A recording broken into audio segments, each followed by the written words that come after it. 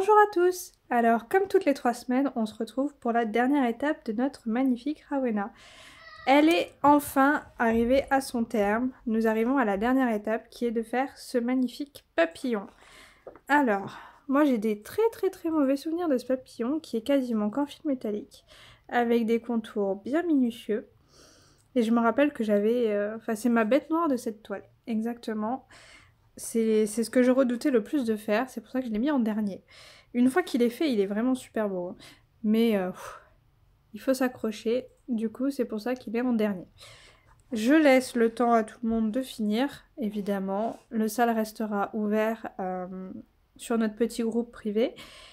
Et j'espère voir vos toiles terminées d'ici la fin de l'année ou peut-être l'année prochaine, quand vous aurez envie en fait. Le groupe restera ouvert tant que tout le monde ne l'aura pas fini. Alors, je vous montre l'étape d'avant. C'était les 2 plumes et la rose. Donc bien entendu, je l'ai terminé. Et il reste la pose de tous les charmes et perles. Donc le charme ici, les perles là. Il y a un charme ici, il y a des perles là. Il y a des perles et des charmes un peu partout. La chaîne qui va ici. Bon, je viens de l'enlever du Q-snap, elle est un peu froissée. Donc, nous allons faire le papillon. On posera les charmes et ça sera terminé. Il y a Sylvie qui commence à rattraper bien comme ils font son retard. Elle, je vais vous mettre les photos à la fin comme d'habitude.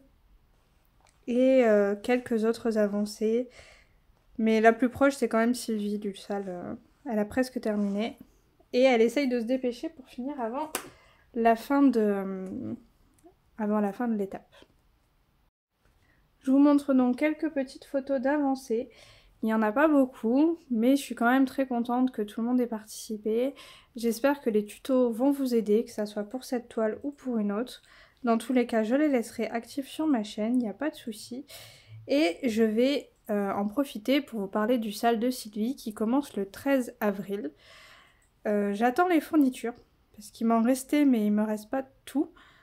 Donc je vais vous en parler maintenant. Il s'agit de cette broderie, je vous en ai déjà parlé. Donc j'ai l'ancienne version, elle est sous pochette. J'ai commandé le nouveau livret, évidemment. Hein, collectionneuse de Mélanie que je suis, je ne pouvais pas passer à côté. Et les quelques fournitures qui me manquent.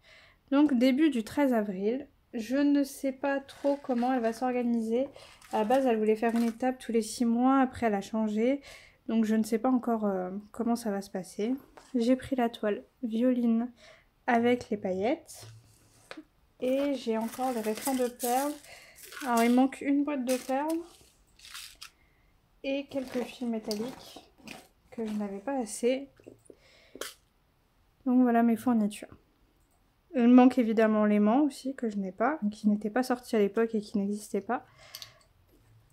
Et à la demande de Sylvie, je vais m'occuper de faire les tutos pour cette Milady. Donc je vais les faire à peu près comme ceux pour Rowena, je pense. Je les ferai tous les samedis aussi.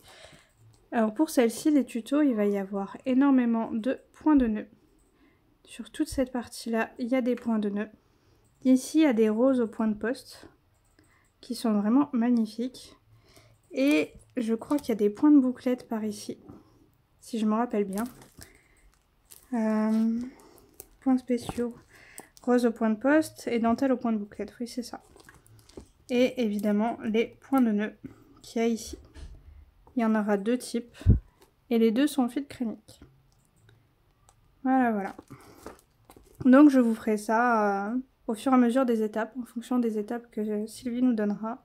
Je vous ferai les tutos qui vont avec. Je sais plus trop. La difficulté dans celui-là, vraiment, c'est juste les points de nœud. Mais une fois qu'on a pris le coup de main, ça va tout seul. Et les roses au point de poste, en fait, du moment qu'on a fait les points de nœud, c'est le même principe. Donc je vous montrerai comment je l'ai fait. De toute façon, il n'y a aucun souci. Je vous ferai donc une vidéo quand elle sera terminée. Je pense pas la faire en floss tube pour vous la montrer. Enfin, si je la montrerai peut-être. Il Oui, si, je la montrerai en floss tube, mais je ferai quand même une vidéo dédiée rien qu'à elle pour quand elle sera terminée. Je ferai un petit tuto pour la pose des charmes, sachant qu'il y a le papillon, les charmes, il y a un reflet. Je suis désolée, le temps est vraiment affreux aujourd'hui. Donc il y a le charme ici, la chaîne et les charmes ici. Je ferai de toute manière un tuto pour vous montrer comment je les ai mis. Personnellement, j'utilise du fil à perles exprès que j'ai acheté. Mais vous pouvez très bien prendre un fil d'une couleur qui est assortie à vos perles, par exemple, pour poser vos perles. Et pour les charmes, prendre une couleur qui s'approche de la couleur du charme pour que ça soit pas trop voyant. Mais si vous avez du fil transparent, ça va très bien. J'ai du transparent blanc et du transparent noir. En fonction de ce que je fais, j'utilise l'un ou l'autre. Dans tous les cas, ça se voit pas. Et puis c'est assez solide. Je l'ai acheté sur...